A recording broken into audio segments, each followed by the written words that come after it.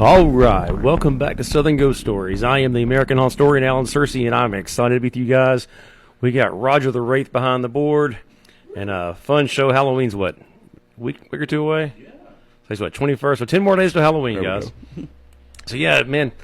And next week we got a huge thing coming up. We're doing the Palace Theater live in Gallatin, Tennessee. It's going to be 7 o'clock. It's only $5 to get in. We'll tell some ghost stories. The Palace is a haunted location. I'm not sure if you guys knew that or not, but it was built in 1913, and there's all kinds of ghost stories there at the old Palace Theater. But yeah, we'll be telling ghost stories, talking about grave robbing, whatever. You know, just I got lots of stuff to talk about. But I got a friend of mine, Chanel Gwartney. She's a famous, notorious ghost hunter in Middle Tennessee, and she's done a whole bunch of places in Sumner County, and I'm sure she's got a whole lot of stuff to talk about. But man, it's been a wild week. This past weekend I was in Lexington, Kentucky. Excuse me. So Lexington, Kentucky, we had Scarefest, which is the pretty much the largest horror festival in the Mid-South, Southeast. I mean, they had Robert Englund down there signing autographs. I saw something. He's such a big star. He gets his own wing of the building. Yeah. So he was signing autographs, taking pictures, and they say like he has arthritis. It takes him a long time or not a long time. It takes him a little bit longer than an average autograph. So he tries to take his time with the people. He's really good to the guests who pay to have an experience with him. But there was a young couple there. They brought a pastor with them to get married and have Robert Englund sign the marriage certificate. Thought that was kind of funny. I mean, that's pretty hardcore right there. Yeah. So, but I'm not sure there's going to be marriages at the live show next week, but you never know. But yeah, all kinds of wild stuff going on. We got this weekend I'll be at Pumpkin Fest in Franklin, Tennessee. That's always one of the biggest festivals for me. Man, Franklin, it's a lot of history. Everything's haunted in Franklin. But yeah, come out to Franklin this weekend. I mean, if you don't come see me, come get some fried Oreos, go to Mellow Mushroom, Franklin, Tennessee, not Franklin, Kentucky. I know I got in Sumner County. I was raised in Nashville, so when I say Franklin, in my head, I think, Williamson County, Franklin, Tennessee. Mm-hmm. But up here in Sumner County, say Franklin. Everybody thinks Kentucky. Yeah, it's hop, skip, and a jump right across the border. Right. Yeah, so it's Franklin, Tennessee, where I'll be this weekend. So y'all come see me in Franklin, Tennessee. I got some new books, Hex, and I'll talk about that here in a little bit, and Below the Trestle. But I figured last week we were talking about some grave robbing, the Harrison horror, some of the wild, crazy stories, and Halloween's coming up, so why not kind of just keep rolling with the punches and talk about some more grave robbing? What do you think back there, Roger the Wraith? Sounds good. Let's get our shovels out. So did you apply those techniques I was showing you with the shovel the other night in the cemetery? How you put your foot down there and you don't use your back, you use your shoulders, use your legs. Oh, I didn't go out and try it or anything. Oh, okay. So, yeah, we talked about some grave robbing last week. But I will next time. I thought that Roger was going to go out there and practice. But so, all right, so one of my favorite grave robbers, and that's a weird phrase. I mean, how many folks do you know have said that phrase, my favorite grave robber? So, my favorite grave robber, I've written a lot of books. I've done a lot of investigating or a lot of research. But my favorite grave robber, it's still funny to say, is old man dead William Cunningham. Mm-hmm. So, we talked about last week, the grave robbers... the medical colleges, they have to have a steady stream of cadavers coming in or they have to shut down. In a place like Cincinnati, Ohio, you have at one point in the late 19th century, Cincinnati was the fifth largest city in the country. So at the height of that, they had 9 medical schools. So they have to have all these cadavers coming in or they have to shut down. So we mentioned last week the Harrison horror. They stole the body of a nephew and the father of the United States president, and Cincinnati was just knee-deep in all this grave robbing, and I'm not sure if I mentioned it last week, but during my research, I think it was in the late 1880s, 1890s, there was a cemetery that decided they wanted to do an audit of the burying ground, one of the burying grounds in Cincinnati. So the mayor or the city officials, they decided we're going to dig up every single coffin in this cemetery, and we're going to audit, make sure everybody's there. So when they did this, they only found that 30% of the bodies were actually buried in the coffins. They found like old paint cans, they found trash, just all kinds of stuff, but the bodies weren't there. They were taking them and they were selling them to the college. And as I mentioned earlier, or mentioned last week, you could make you can make $20 a week as just a common laborer at the docks there on the Ohio River. Or you can make $40 in one night stealing one cadaver, and you could sell it to the college. That's roughly $800 to $1,000 in 2025 money. So you can see the incentive is definitely there. I mean, the shenanigans are through the roof with these grave robbing escapades. These guys it's like the gold rush. I mean, it's just a different kind of gold. It's a cadaver, but the money is it's there. So if you're a common layman and you need some cash, go raid the graveyard. That's where the money is. So you're saying they didn't know the bodies were gone? No, in Cincinnati, when they audited, no.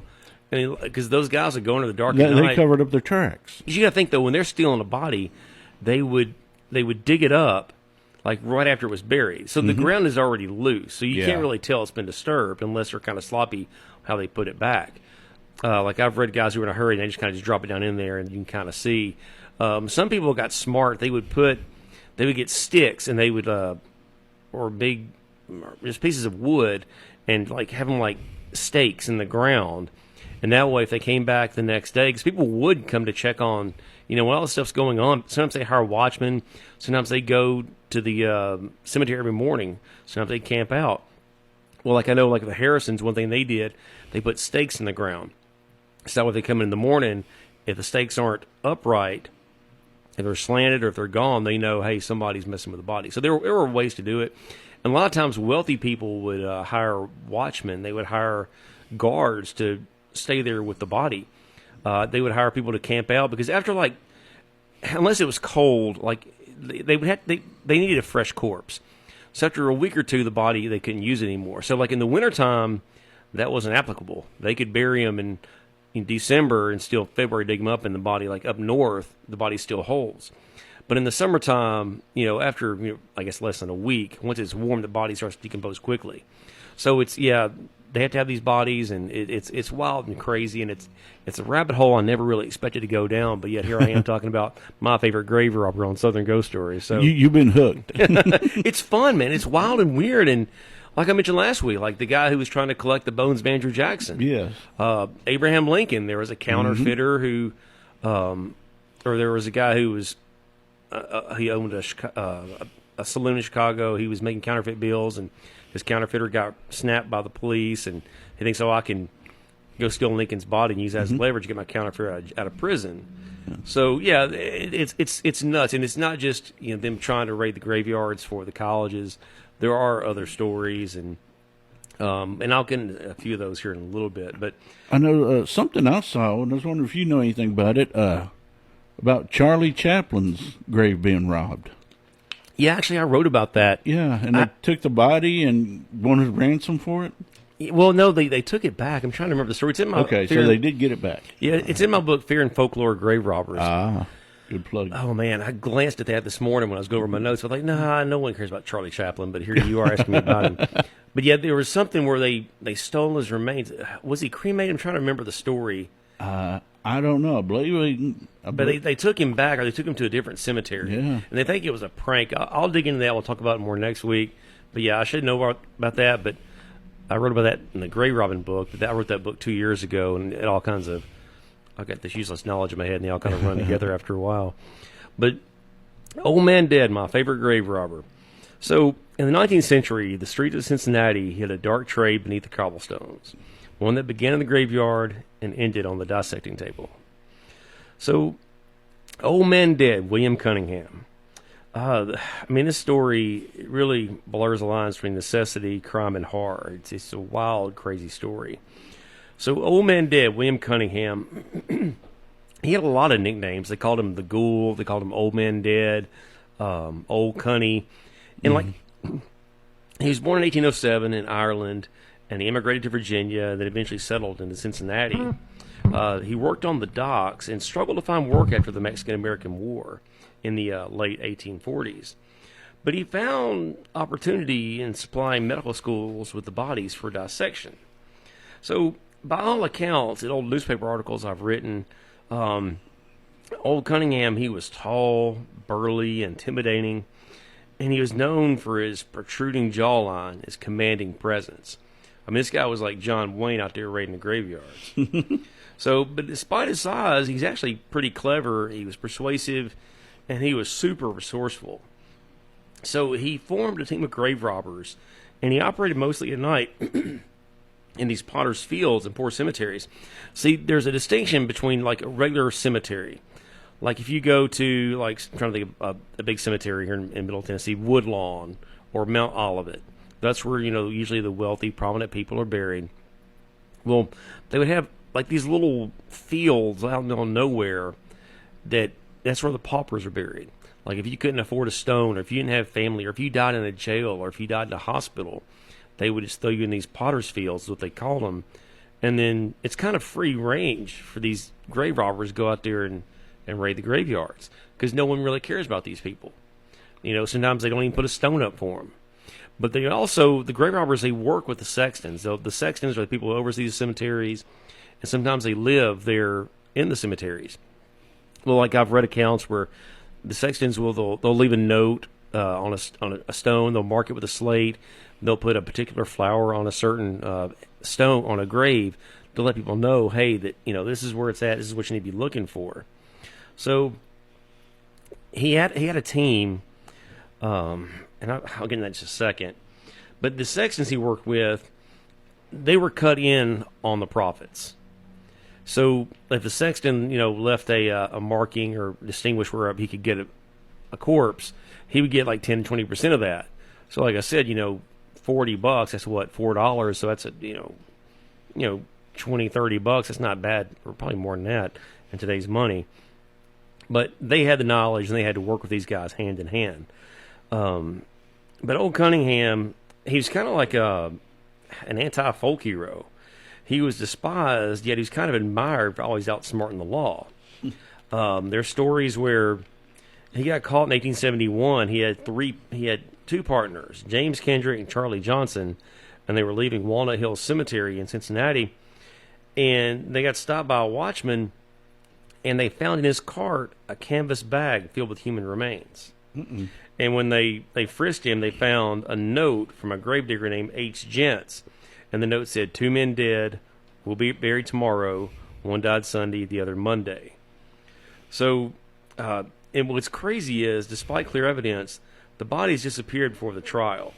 2 men from the quote-unquote coroner's office came and picked them up when Cunningham was taken to jail. So what they think what happened was Cunningham, they took him to jail. He had other associates, his other guys got popped with him. They sent word somehow to other people, because what would you do with those bodies? Would you take them back to you probably just leave them there. Well, he had somebody come back to the burial ground and pick them up, and they would just disappear. So no evidence. Yeah, it's wild. And there's stories.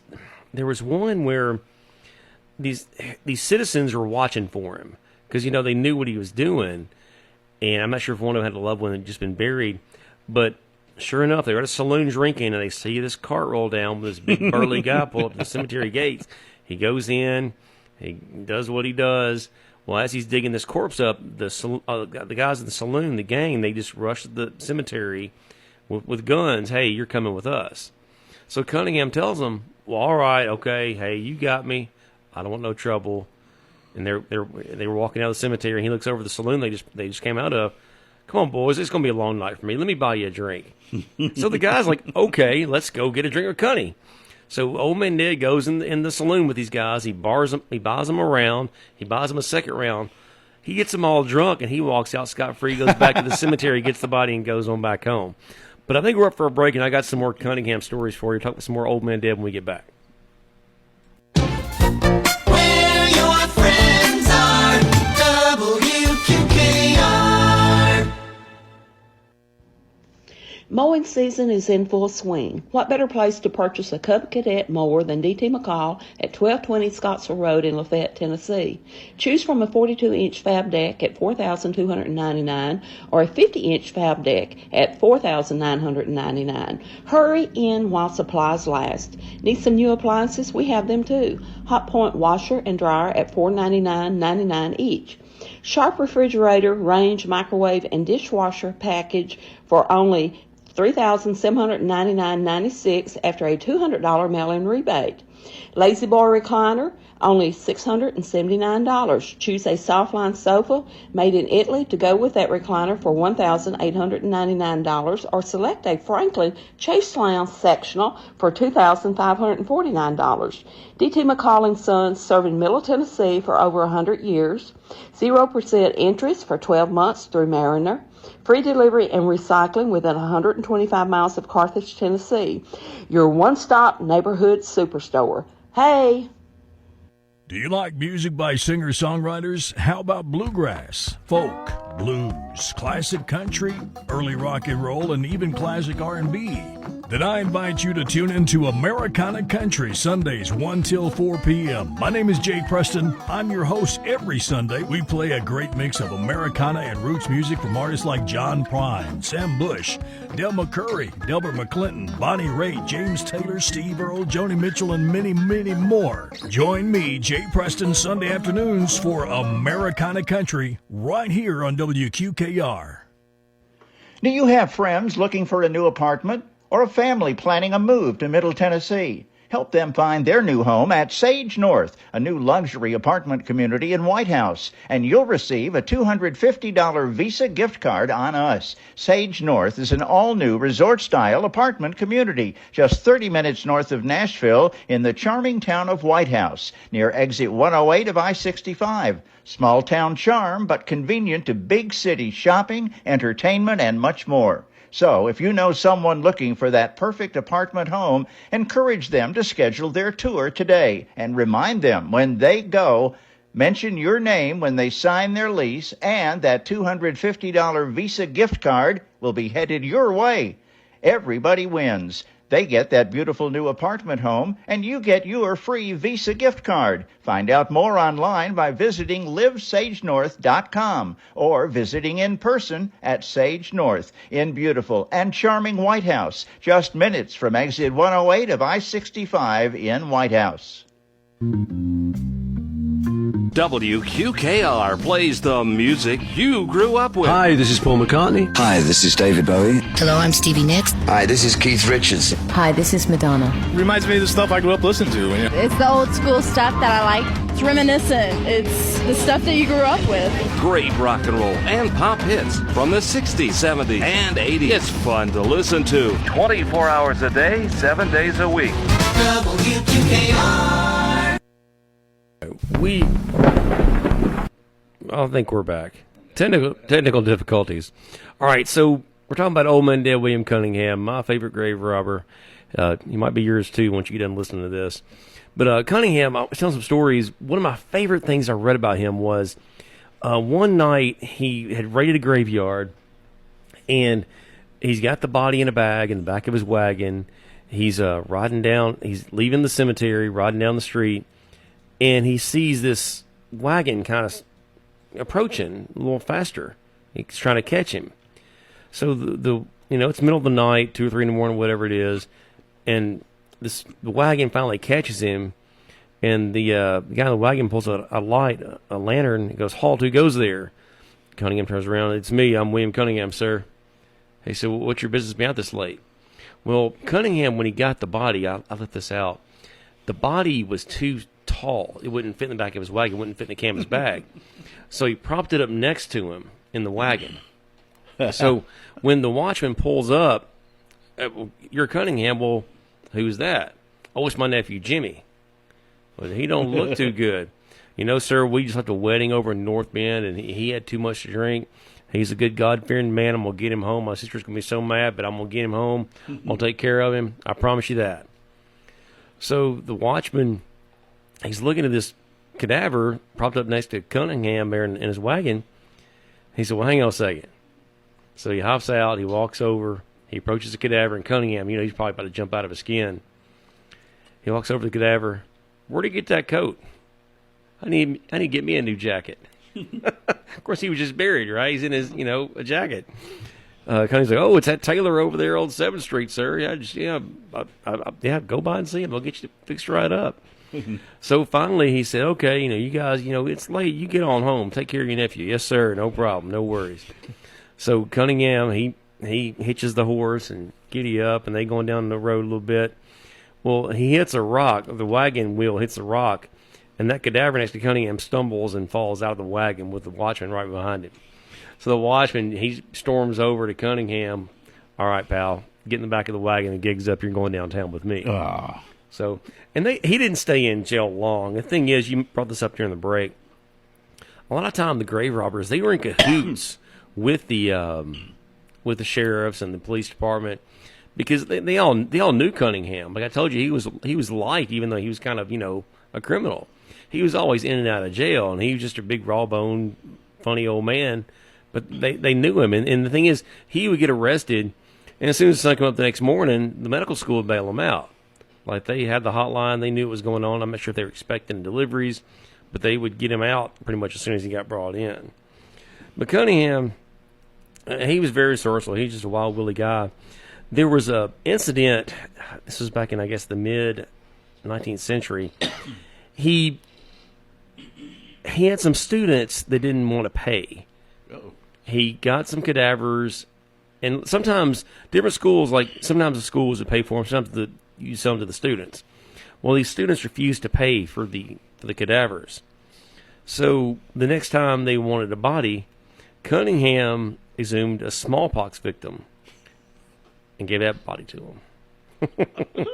And several of the students got real sick. But speaking of smallpox, so I found this story. One day, Cunningham, he raided the graveyards, and I'm not sure if the sexton, alerted him, hey, there's a big night, a lot of burials today. Well, one night he got 38 bodies.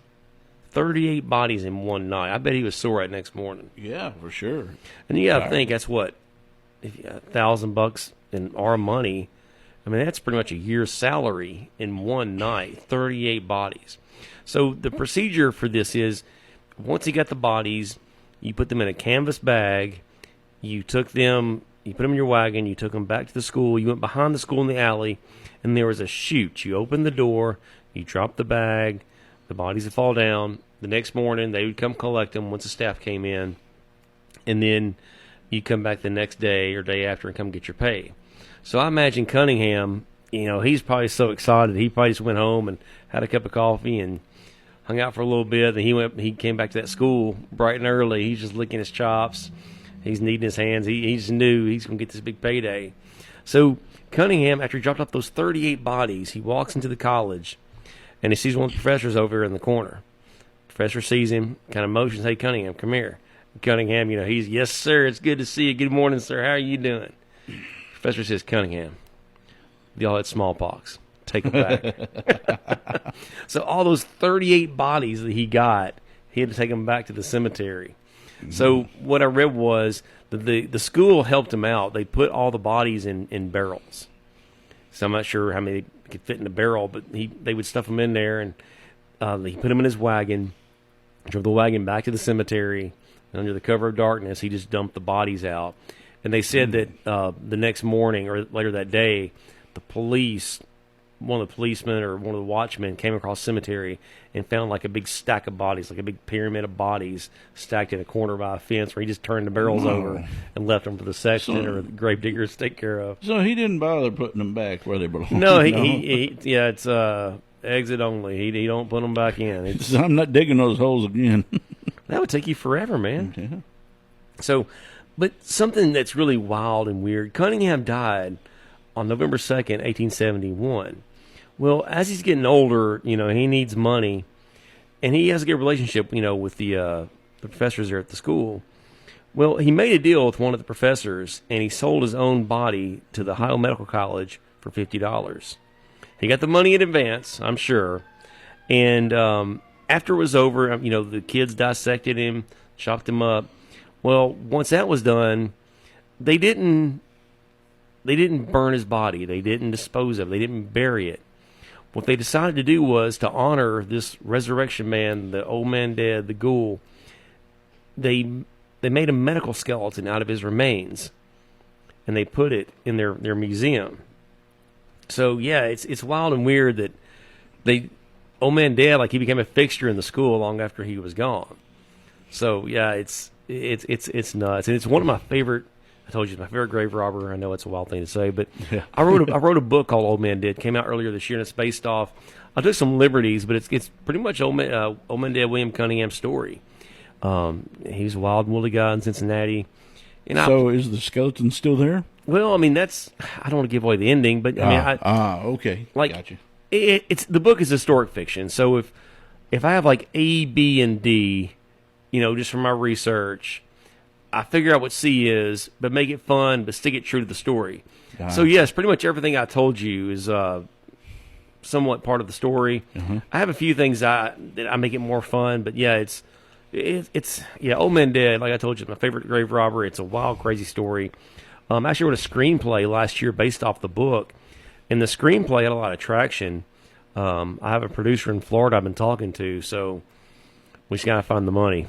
That's making films. You start chasing money, and that's writing the screenplay and getting producers. That's the easy part. Getting the money. That's where it gets a little tricky. That would be an interesting film because I mean, there's been several movies about Burke and Hare.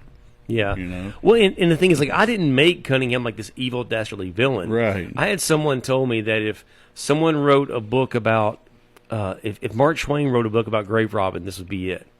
So, in my book, Cunningham, he's not this dastardly villain. He's kind of like this gruff, old curmudgeon with a heart of gold. So he has a partner, and that's a big part of the story too. And I'm going to actually get into that in just a second after the break. But yeah.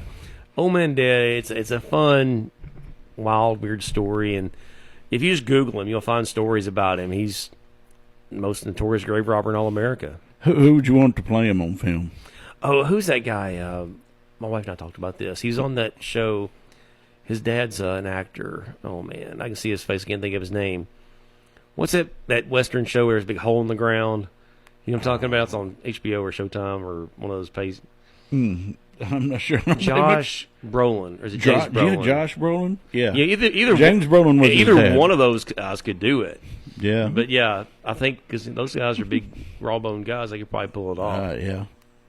So yeah, I was thinking, we was talking about Robert Englund earlier, but you're saying Cunningham was a big man. I mean, you had to be. I mean, you had to climb down in there. I mean, even if you had a helper or an assistant, I mean, you had to be strong to pick a body up. Yeah.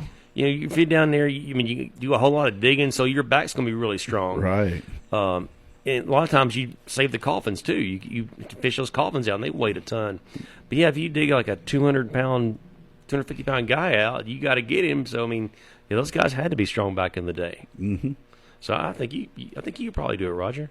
Okay, if I get the opportunity. But, I mean, the resurrection business don't pay what it used to. No, after the early 20th century, once they started, people could donate their bodies to science. All that kind of just dried up pretty much. But then again, when I was in Alabama at Westcott Cemetery in Montgomery, spring of 2024, I did find a busted open grave where someone had, I'm not sure what they'd done, but it was busted open and somebody had been in there.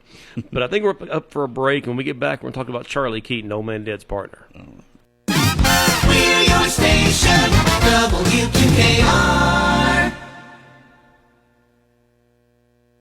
Do you like music by singer-songwriters? How about bluegrass, folk, blues, classic country, early rock and roll, and even classic R&B?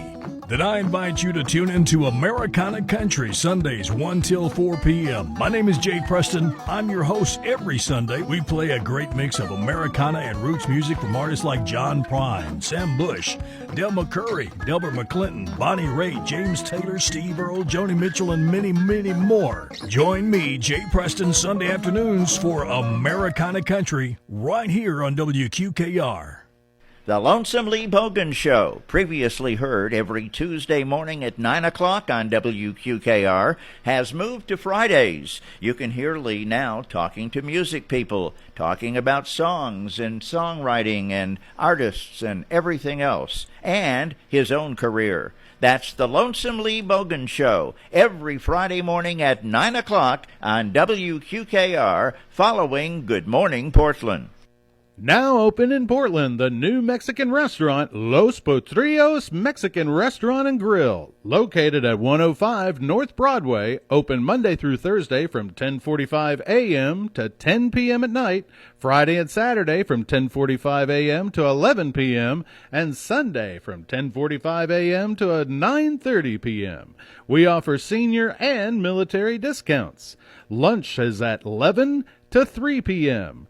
We offer some of the best Mexican food in Portland with quesadillas, taco de carnitas, fajitas, nachos, and lots of other wonderful menu items. Gift certificates are available, and we do catering. You can make reservations for birthdays and office parties by calling 615-475-3380. Los Potrillos Mexican Restaurant and Grill, located at 105 North Broadway, here in Portland. Whether you're on your way to work in the morning and looking to grab a quick breakfast, or lunch break and wanting something good and hot and quick, or just hungry and not sure what you want, the one place you can always find what will work for you is Kirby Stop Market, 905 North Broadway in Portland. They're open 24 hours a day, offer both takeout and Grubhub delivery service, and have the biggest selection of fast food of anyone in the area. Fast food or home-cooked meals, meat and 2 sides for just $6.49. Delicious Godfather's Pizza, 3 for $13.99. Fried chicken, chicken strips, livers and gizzards, hot barbecued and crispy wings, fish, potato wedges, onion rings, the biggest and best selection anywhere and always hot and ready to go. Plus everything else you want or need from a truly convenient convenience store. Kirby Stop Market, 905 North Broadway in Portland. Get what you want when you want it. Pick it up or have it delivered by Grubhub. Kirby Stop Market, 615-323-9098. And we are back. And also, I want to remind you guys, check out WQKR.com. Check out Morty's Radio Mausoleum, some of the fun old serials they used to play on the radio, bringing those back. I think Roger the Wraith may or may not be involved. I'm not really sure about that. No, I don't know. But, yeah. Well, let's talk about some more grave robbing. So I told you about Old Man Dead, William Cunningham, Cunny, the Resurrectionist, the Ghoul. Well, he had a protege. There's a guy named Charley Keaton. He was an African-American man. He was a protege. During that time period, a lot of African-American men, they didn't have the opportunity. So they could take the jobs, making some good money, raiding the graveyards of Cunningham. And he kind of learned the trade directly from old Cunny. He started earning $3 per cadaver, and eventually it was raised to $8. And later on became like a 50-50 partner. So he started out, just paying his dues, learning the ropes, got a raise. And eventually once Old Man Dead trusted him, he became his partner, and they split the profit. So he was more physical. He was a younger man. He'd climb into graves. He'd lift the bodies by hand. But it's funny. He gave an interview after Cunningham died in the newspaper. And when they asked him what his profession was, guess what he said? What's that? He didn't say grave robber. He didn't say ghoul. He didn't say resurrection man. Ghoul. He called himself a subject gatherer. That's interesting. An interesting term for a grave robber. I mean, he was gathering subjects for the college, so hey, why not? And I've thought about, I'm going to do a sequel to Old Man Dead, and it's going to be Keaton's story. It's going to be called The Subject Gatherer. Well, you're a historian, so you could be considered a subject gatherer. Yeah, I guess so. But yeah, they supposedly delivered up to 40 cadavers per year, sometimes more. At their peak, they earned $23 per body. And the prices later fell once the laws changed and medical colleges got more access to the bodies. Typically, if you died in a jail or a hospital and no one claims you in 36 hours, they would just give you away. The laws vary by state, but it's kind of pretty much how most states did it. But Keaton, he operated as a grave robber with help from his wife, who would package and transport the corpses. After Cunningham died, he leaned on his wife a lot. But what's really unique about Charley Keaton, he was in the first interracial marriage in Cincinnati. And that was, rare and scandalous for the 19th century. And his wife's involvement in his activities, it's already gossiping about him. But, they really got ratcheted up marrying a white lady. Well, unfortunately for Charley, working on them graveyards at night out there in the cold, his health got really bad, and he got some kind of lung disease. Well, like Cunningham, he made a deal with Ohio Medical College. He didn't get $50 for his body like Cunningham did, but they gave him $35. And Charley Keaton died on August 2nd, 1878, at the age of 40. And he gave directions to his wife to deliver his body to the college, and that's what she did. But after Keaton died, there were some whispers, and they were always talking about him because of their marriage and how scandalous it was. But they called his wife the Black Widow. Mm-hmm. She had been buried 2 other times, and each time the husbands died in their early 30s. Oh, she'd been married. No, I thought you said she'd been buried. No, she'd been married 2 other times, and each time the young husbands died at a fairly young age. So they're like, they start calling her the Black Widow. So she got that $35, which would have been, like $800, $1,000, for cash in on Charley. But she never was charged, but still the public suspicion lingered, and they whispered and gossiped about her. So yeah, it's nuts, man. And I'm gonna do a sequel to Old Man Dead, and it's gonna be The Subject Gatherer. It's gonna be Charley Keaton's story, because I think he's got a lot of material, a lot of meat on the bone for Charley too. So in the 19th century, the dead didn't always stay buried, and no one proved that more than William Jansen, the self-proclaimed resurrectionist king. So we already mentioned, the medical science is booming. They have to have courts for dissection, but they're hard to come by. So in Baltimore, September 1880, Annie Carter, a 43-year-old widow, she was dying from tuberculosis. Her teenage daughter, Jane, vowed to stay by her side, until the very end. Well, Annie died on September 20th, and she's buried in Baltimore Cemetery next to her husband. Well, the cruel twist, a couple weeks later, Jane, the young daughter, she got tuberculosis too.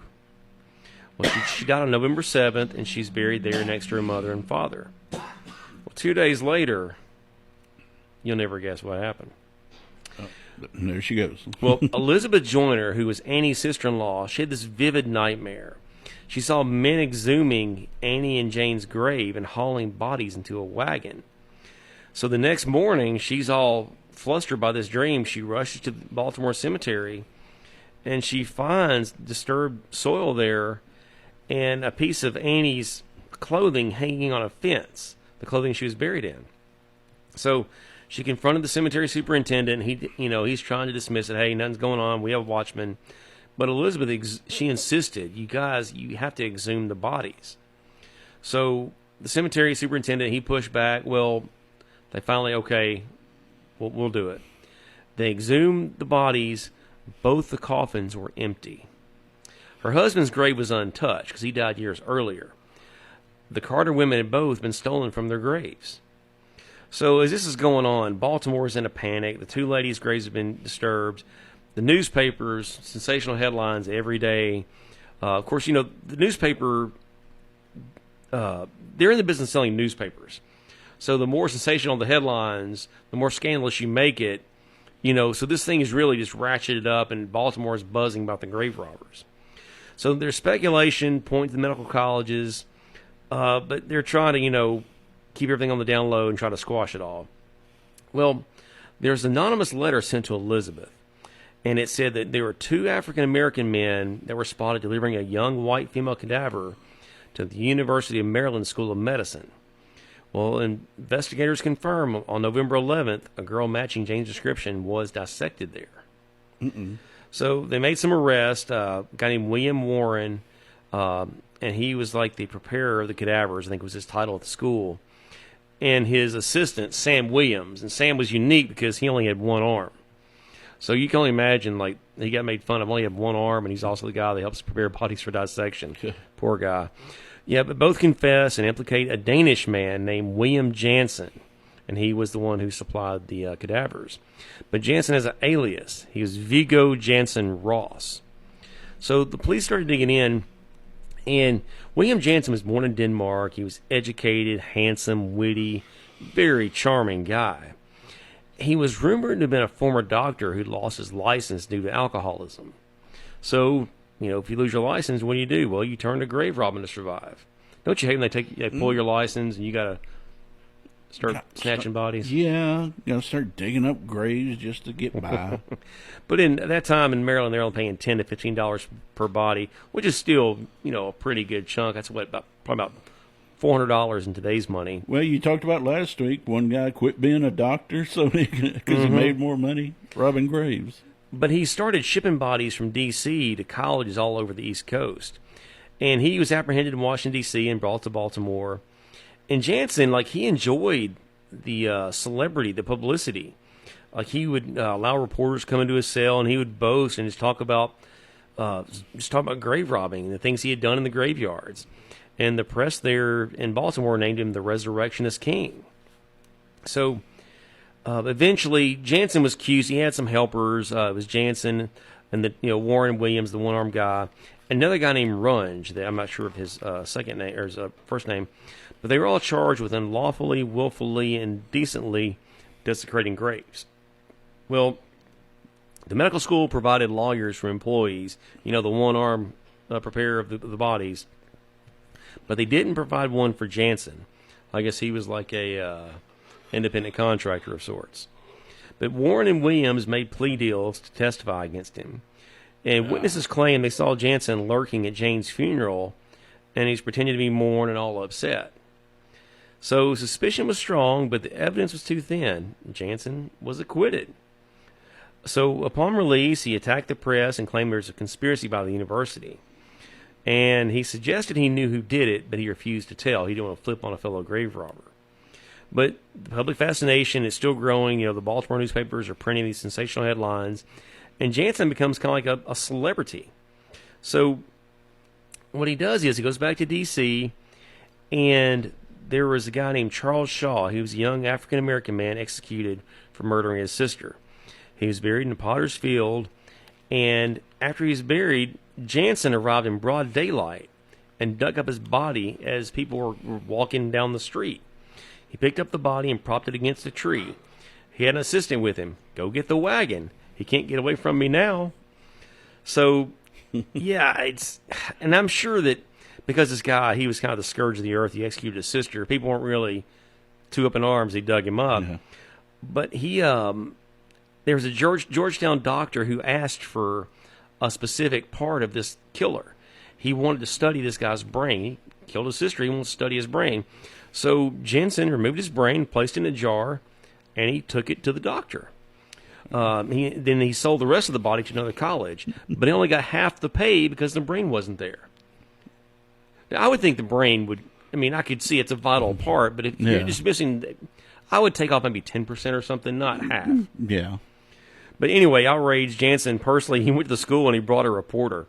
Yeah, and he led the reporter to a dissecting room, and he showed him Shaw's corpse, and he was still wearing the hangman's noose around his neck, the reporter put in the newspaper. So that night, he was just livid because he got cheated, only got half the money. He stole the body off the table that night and took it to another college.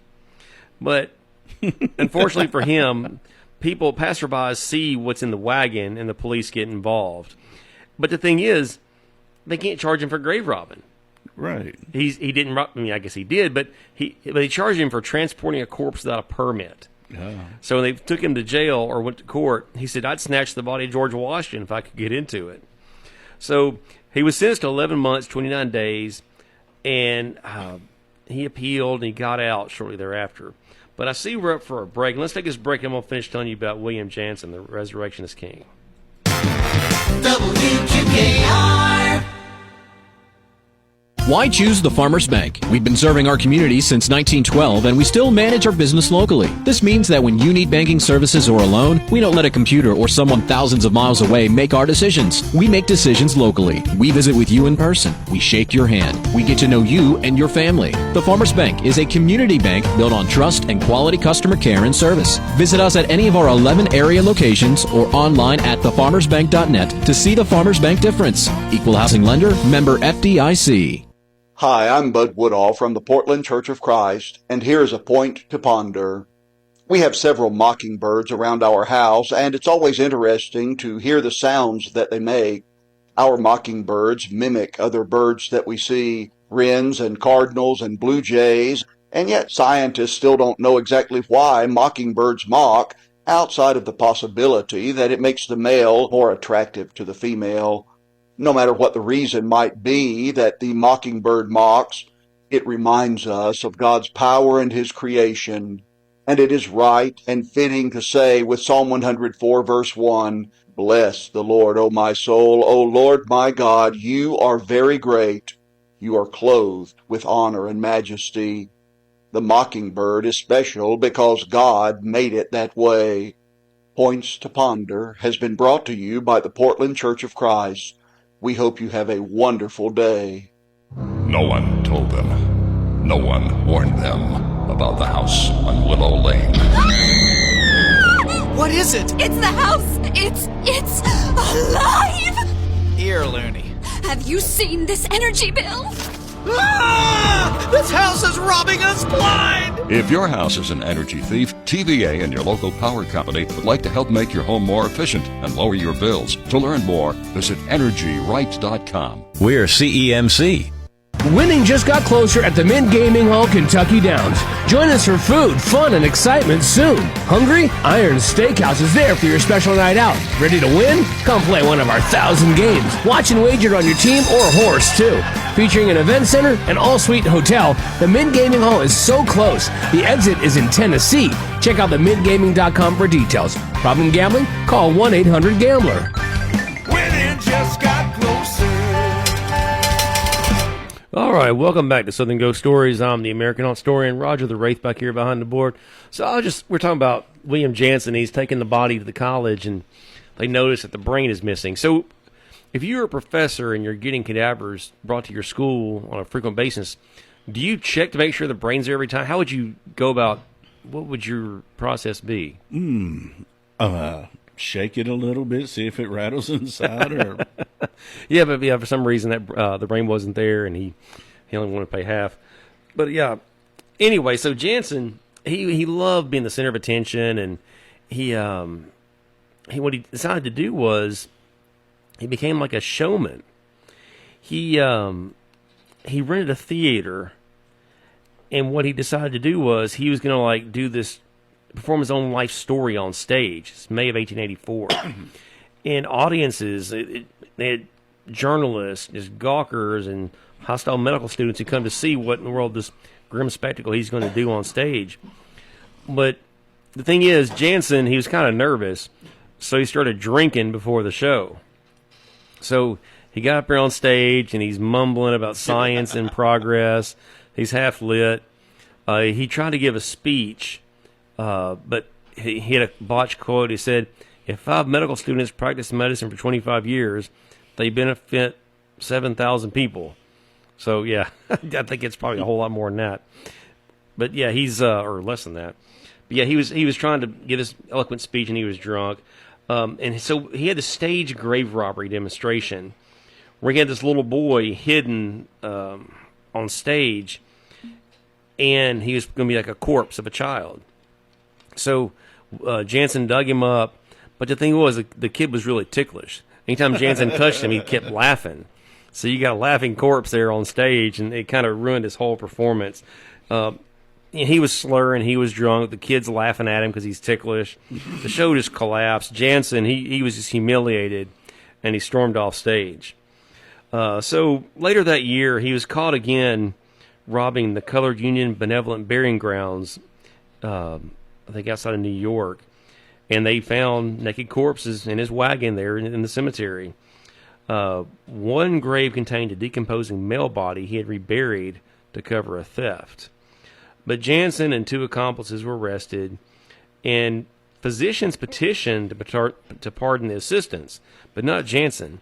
You see this guy, he's bringing them bodies, but he's not liked by all these people he does business with. So I told you he liked attention. Now, he probably had a real big ego. And he wound up serving a year in jail. But after he's released, grave robbing is now heavily criminalized in 1885, 1886. the schools are finally starting to get bodies lately. People are donating their bodies. The county is taking possession of bodies that are people who die in the prisons and the jails, the hospitals. So Jansen flees to New York City. He's destitute, and he begins working at a lunatic asylum. Well, his last days, he ends up living in a 15-cent lodging house on Pearl Street there in New York City. And November 1887, that's pretty much the end. He was broke, addicted, and he was forgotten. He sat there in his room one night. He drank a bunch of whiskey. He took a pistol, put it to his head, and you know the rest. But his final words, reported by those who knew him, had anyone else done it, they wouldn't have done it correctly. So yeah, William Jansen, man, he was a wild guy. But yeah, he wasn't just a grave robber. He was a mirror of his age, arrogant, curious, and morally bankrupt, all in the name of science.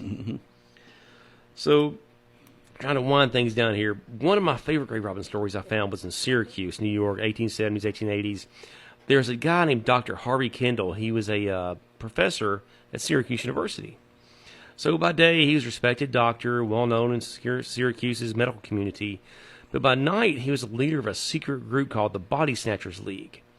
So it was up to 13 members, mostly as medical students, who were eager to learn, anatomy. So in order to become a member, you had to take a blood oath to join his little gang of grave robbers. Like I said, it's usually his students. So, yeah, they conducted this ritual in the basement of Kendall's office at midnight. The students lined up in a line, stuck their wrist out, and Kendall drew blood from each of the knife, and he poured it into a human skull and forced them all to take a drink. That's how you joined his grave robbing group. Ew. Yeah. But the purpose of the league was to provide fresh material, quote-unquote, to medical schools. They operated under Kendall's command. He took a cut of every sale to the college. And they say he was very intimidating, and he pretty much, he controlled everything. Well, one night, they're out there in this in the cemetery a little bit east of Syracuse, and he had two students with him. And how this story came to light was this reporter was talking to this guy on his deathbed, talking about what was life like in the 1880s. He said, I had this professor, Dr. Kendall, in Syracuse. And one night, he and I, with another college student, went out to the graveyards. And we're going out there. We start digging up this grave just been buried. We dig down. We hear a thump. Thump. So they stop, or he stops. The other guy keeps digging. Thump, thump. They dig on further. There's like a little glass window on the cover of the coffin. They clear the dirt away. There's a lady in there. She's screaming. She's banging against the door. She's still alive. So the two students start bickering at each other. We have to dig her up. We can't dig her up. She'll go to the cops. They'll throw us in jail. No, we got to let her out. No, you fool. We'll go to jail. So the whole time these two guys are bickering, Dr. Kendall just paces back and forth, back and forth. He's trying to figure out, what am I going to do? And the whole time these two kids just bickering to each other. Well, finally, Dr. Kendall grabs his picks, hops down in the hole, and he smashes that glass with the picks, and blood just squirts up. Oh. So they got the cadaver they came looking for. But anyway, Kendall, they called him the boss of the poorhouse cemetery, and there was like one burying ground that he pretty much, that was his. No one else can come into it. And what happened was, if you came in there, if he gave you permission to rob from the poorhouse cemetery, you had to give him a cut of your earnings. No one could go in there but him. Well, one night, he rented a horse and wagon around 7 o'clock, telling the stable owner he traveled 9 miles to that cemetery. Well, he returned briefly, the unidentified man, before vanishing into the night. Well, what happened was, the next morning, they found Dr. Kendall in that burial ground, and he'd been shot between the eyes at close range. His face is blackened by gunpowder, eyes were swollen, his body was twitching. He was barely conscious, he's mumbling incoherently. When asked who shot him, he went silent. He died the next day. So no one knows who it was, but a local woman lived nearby the cemetery said she heard 6 or 7 gunshots that night coming from the burial ground. So likely a shootout, I don't really know. But yeah, he came to his death from the effects of a pistol shot there in the hands by some unknown person in that burial ground. And he was the boss of the poorhouse cemetery, and that's where he died, was the poorhouse cemetery. So it's kind of wild. That's where he made his living. It's also where he died. Yeah. So yeah, the grave robbing thing is so fascinating, and we'll do some more grave robbing here in another week or two. But I just want to implore you guys, check out Morty's Radio Mausoleum, WQKR.com. Go to MonsterCityMadhouse.com, get you a cool shirt. My buddy's got some really cool Halloween, creepy monster shirts. So I was with him in Lexington last week. The Ghost of Gallatin Haunted Tour, man. We're winding down for the season. We got tours going this weekend, the next weekend. HauntedHendersonville.com. I got tours in Hendersonville as well. Yeah, the Ghost of Gallatin, man, we're getting crazy pictures. Pretty much every tour we do, somebody gets a picture of something I can't explain. I've been posting them. I showed Mr. Lee Bogan here, Lonesome Lee, a couple weeks ago, and he couldn't believe his eyes. But I got some new books. Hex is about the Voodoo Doctor. I was actually in Knoxville this morning. Got up at 3:30, dropped to Knoxville, Tennessee to appear on a newscast, talk about the Voodoo Doctor and Dr. Obi Roddy. I mentioned that on a previous show. Below the Trestle's also out, the Pope Lit Goat Man. The reviews are coming in. The reviews are really good. I'm kind of surprised how well people are receiving this book, but I'm really excited about it. Below the Trestle, check that out. Man, I've been talking to a production company. Love to make it into a movie as well. Just keep my fingers crossed and say my prayers, take my vitamins, and just see what happens. Brother. Yeah. What you going to do when the Goat Man runs wild on you. But yeah, don't forget, October 29th, Southern Ghost Stories Live. We're doing it at the historic Palace Theater on the Gallatin Square.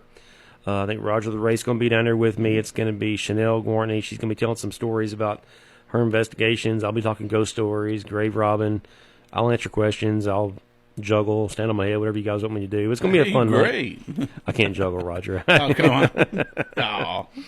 No, but it's going to be a good time, and there's all kinds of stories at the Palace Theater. I think I mentioned a couple weeks ago that the director there one time, she had a deputy brought in some inmates for work release to clean the theater's part of their community service.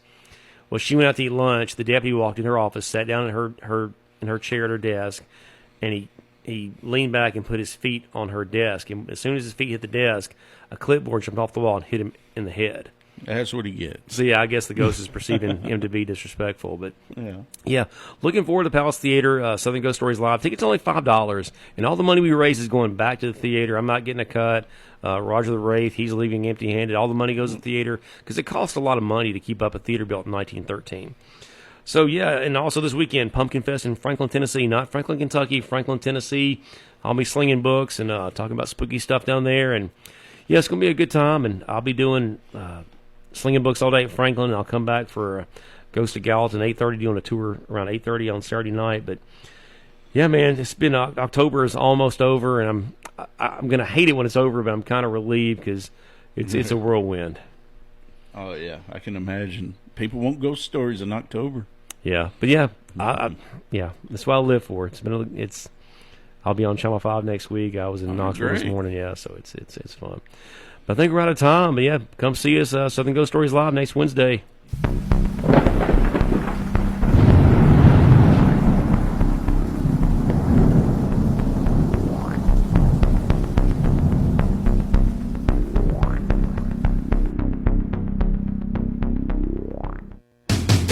WQKR